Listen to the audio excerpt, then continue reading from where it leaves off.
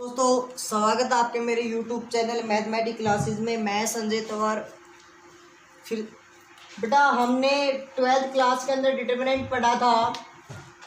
आज उसके अंदर एक टॉपिक है अपना solution of linear equation using determinant. ये बेटा एक रूल्स है। किसने दिया था ये रूल? एक क्रैमर नाम का एक मैथमेटिशियन था जिसने इसकी खोज की थी, इसके बारे में बताया था। तो इसको बेटा हम क्या कहते हैं? क्रैमर्स रूल्स भी बोलते हैं। क्रैमर्स रूल आपसे पूछा जाए कि मैथ के अंदर क्या चीज़ होती है तो आप कैसे क्या बताओगे कि डिटरमिनेंट की हेल्प से किसी भी लीनियर इक्वेशन को सोल्व करना क्रैमर्स रूल होता है। सबसे पहले बेटा हमने डिटरमिनेंट पढ़ा, डिटरमिनेंट के बारे में स्टडी की। तो हमने सबसे पहले ये बात पढ़ी कि डिटरमिनेंट एक स्क्वायर मैट्रिक्स का निकलता है। तो सबसे पहले बेटा अगर मैं स्क्वायर मैट्रिक्स की बात करूं तो 2x2 ऑर्डर की ए मैट्रिक्स हैज 2x2 ऑर्डर। मेरे पास एक कोई मैट्रिक्स है बेटा जो 2x2 ऑर्डर की है। उसका मैंने क्या निकालना है? यानी कि उसके दोनों डिटरमिनेंट निकालना है। तो डिटरमिनेंट हमने पढ़ा था बेटा, या फिर मैं कहूँ सॉरी ये तो था बेटा मेरे पास 2x2 ऑर्डर के में। क्वेश्चन कैसे पूछता है कि solution of two linear equation दो linear equation of two variable. दो वेरिएबल में बेटा कोई भी दो लीनियर इक्वेशन दे रखी है और हमने क्या करनी है? उनको सोल्व करने हैं। किसकी हेल्प से? डिटरमिनेंट की हेल्प से। ठीक है बेटा। एग्जाम जैसे मैंने कहा कि a1x plus b1y is equal to c1, a2x plus b2y is equal to c2। ये मेरे पास दो क्या दे रखी है बेटा?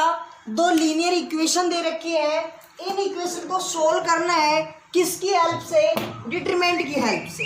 तो सबसे पहले बेटा मैं आज आपको ना देखो बेसिक आपने पढ़ लिया होगा। मैं आज आपको ट्रिक से समझाऊंगा इसको, क्योंकि बेसिक से इसको हार्ड बताया जाता है। इसमें कहा जाता है कि इसको याद करने में, इसके जो फॉर्मूले थे उसको याद करने में हमें कुछ प्रॉब्लम्स आती है।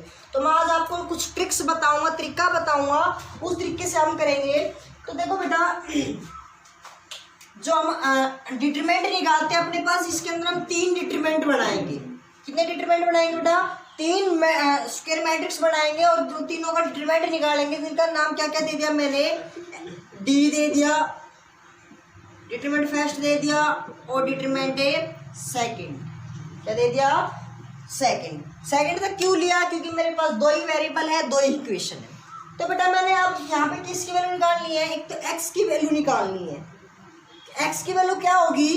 डिटरमिनेंट 1 डिवाइड बाई डी, ये मेरी एक्स की वैल्यू। और वाई की वैल्यू क्या होगी? d2 अपॉन डी, ये मेरी बेटा वाई की वैल्यू। आप कह रहे हो सर आपने डी और d1 d2 लिख तो दिया, पर ये है क्या? ये बेटा डिटरमिनेंट है किस मैट्रिक्स का? ध्यान से देखिए बेटा, आपको तरीका याद रखना है। क्या? 1 2 3, 1 2 3, वापिस 3 आ गया, वापिस आ जाओ 2 1, ठीक है। और इसके साथ बेटा 3, 1 2 3, वापिस आ गए 2 1, फिर लास्ट हमने क्या कर दिया? 3 क्यों किया? देखो बेटा एक बार 3 को नहीं आपको बता रहा हूँ क्या क्यों किया।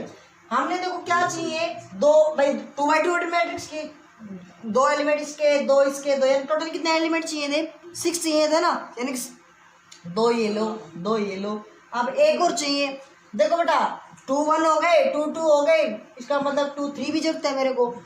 मैं याद करने का तरीका क्या बताया मैंने? 1 2 3। आप पहले 1 2 3 तक याद करो, कर लिया। अब 3 के बाद रिवर्स कर दो, 3 के बाद 2, 2 के बाद 1, और फिर क्या बच गया हमारा? 3। अब इनको हम क्या करते हैं? ध्यान से देखना बेटा, 1 2 2 1 और 1 3।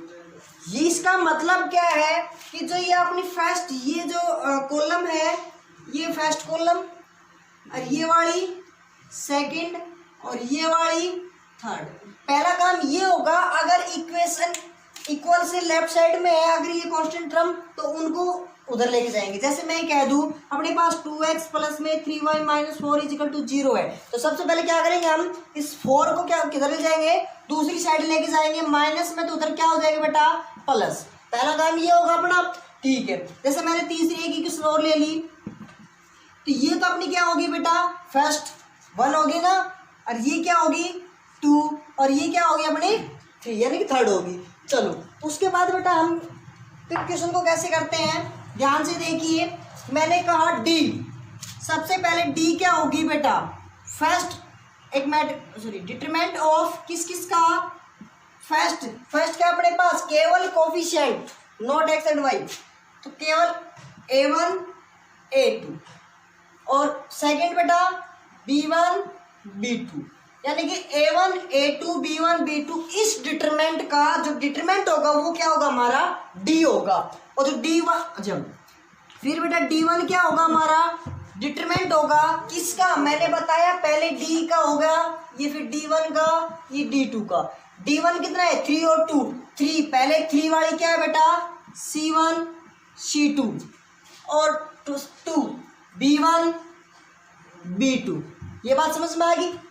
फिर हमने क्या यूज किया बेटा d2 क्या होगा अपने पास, बस बताइए क्या होगा पहले 1, देखो d2 13 ये चाहिए ना, पहले फर्स्ट कॉलम, तो फर्स्ट कॉलम क्या अपने पास a1 a2, थर्ड कॉलम क्या बेटा c1 c2, बात समझ में आ गई। यानी कि d हम इसका डिटरमिनेंट निकालेंगे, d1 इसका डिटरमिनेंट निकालेंगे, और d2 इसका डिटरमिनेंट निकालेंगे, तीनों का डिटरमिनेंट निकालेंगे। तीनों का डिटरमिनेंट निकालने के बाद इस फॉर्मूले में रख देंगे x और y की वैल्यू फाइंड आउट हो जाएगी, ठीक है बेटा। ये था हमारा जब किसी टू लीनियर इक्वेशन का अगर हमने क्या निकालना है वो टू वेरिएबल के अगर दो लीनियर इक्वेशन दे रहा है कि उसके सॉल्यूशन निकालने हो। अब पढ़ते हैं हम 3 वेरिएबल पे।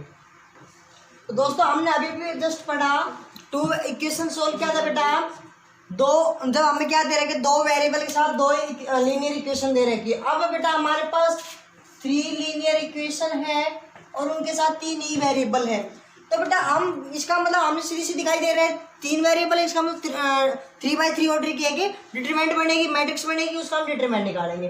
तो बेटा 3x3 ऑर्डर की बनेगी, देखो किस तरीके से बनेगी, हमने जस्ट अभी भी पढ़ा क्या जो x है वो क्या होगा भाई d1 में d2 सॉरी d, और y है बेटा वो क्या होगा d2 में d। इसी प्रकार जड़ का क्या हो जाएगा बेटा d3 में d। तो अपने पास d कितनी हुआ, एक तो बेटा d हुआ, हमें d का पता होना चाहिए, d1 का पता होना चाहिए, d2 का पता होना चाहिए, और d3 का पता होना चाहिए। यानी कि डिटरमिनेंट d क्या होता है, डिटरमिनेंट इस मैट्रिक्स है उस मैट्रिक्स को कैसे बनाए, हम एक शॉर्ट तरीके से हम पढ़ेंगे कैसे बेटा, ध्यान से देखिए। सबसे पहले आप क्या कीजिए 1 2 3 1 2 3, ध्यान से देखो बेटा बोर्ड पे एक बार 1 2 3 मैंने कर लिया। फिर मैंने क्या किया 1 को 1 टाइम लिख लिया, 2 को 2 टाइम लिखेंगे, तो 2 को लिख दिया, फिर 3 को 3 टाइम लिखूंगा, 1 2 3 लिख दिया बेटा। उसके बाद देखो 1 2 3 हो गया। अब मेरे पास ऐसी मैं जब मैट्रिक्स पढ़ूँ, जैसे मैंने एक इक्वेशन पढ़ी, देखो इक्वेशन लिख देता हूँ मैं 1 मिनट के लिए, b1y plus c1 z plus या फिर is equal to d1 a2x plus b2y plus c2z is equal to d2 a3x plus b3y plus c3z is equal to. तो हमारे पास देखो बेटा ये कॉलम कितनी है, first column, second column, third column और 4 कॉलम है ना, इसका मतलब हमारे पास 4 एक और मिलेगी। तो हमने क्या किया 1 2 3, 1 को एक ही टाइम लिख लिया, 2 को 2 टाइम लिख लिया, 3 को 3 टाइम लिख लिया। फिर मैंने क्या चाहिए 4 चाहिए, तो बेटा इन मैंने दोनों को क्या किया 4 के तीनों इक्वेशन नीचे 4 4 और लिख दिया भाई, ये बात समझ में आ गई। 4 हो गया। अब इनको बाकी को फिल करना है, देखो इसको कंप्लीट करना है भाई, इसके अंदर 4 एलिमेंट 4 है, इसके भी 4 4 होने चाहिए ना। यहाँ पे तो मैंने क्या भर दिया 1 1, यहाँ पे तो क्या भर दिया 1 1, और 1 है 2, मैंने यहाँ पे क्या भर दिया 2। ध्यान से देखो बेटा जो अपनी फर्स्ट डी बनेगा जो डिटरमिनेंट ऑफ फर्स्ट कौन सी मैट्रिक्स की बेटा 1 2 3 कॉलम को मिलाकर, D1 4 2 3 कॉलम को मिलाकर, D2 बेटा 1 4 3 कॉलम को मिलाकर, D3 बेटा 1 2 4 कॉलम को मिलाकर। देखो हम कैसे लिखते हैं, ध्यान से देखिए। D मैंने सबसे पहले ये भी बताया था आपको कि यहाँ पे इधर जीरो, अगर लेफ्ट साइड में अगर zero sorry D1 constant term अगर लेफ्ट साइड में हो तो उसको क्या करेंगे, पहले जीरो इक्वल से उधर लेके जाएंगे। ठीक है बेटा, जो D है अपना, तो D क्या हो जाएगा, ध्यान से देखिए, डिटरमिनेंट ऑफ यानी कि first second third, first second third, ये फोर्थ बेटा, फर्स्ट सेकंड थर्ड, इन तीनों का यूज करके A1 A2 A3 B1 B2 B3 C1 C2 C3 D बन गया बेटा। ये ऐसे हम क्या बनाएंगे, D1, तो D1 किस किस से मिलके बन रहा है बेटा, फोर्थ कॉलम, पहले फोर्थ कॉलम क्या अपने पास D1 D2 और D3, फिर क्या है बेटा सेकंड कॉलम कौन सी अपने पास B1 B2 और B3, उसके बाद बेटा थर्ड कॉलम कौन सी अपने पास C1 C2 C3, ये तो अपने पास D1 आ गया। ऐसे हम क्या निकालेंगे बेटा, D2 निकालेंगे। D2 किससे मिलेगा बेटा, फर्स्ट फोर्थ और थर्ड कॉलम से।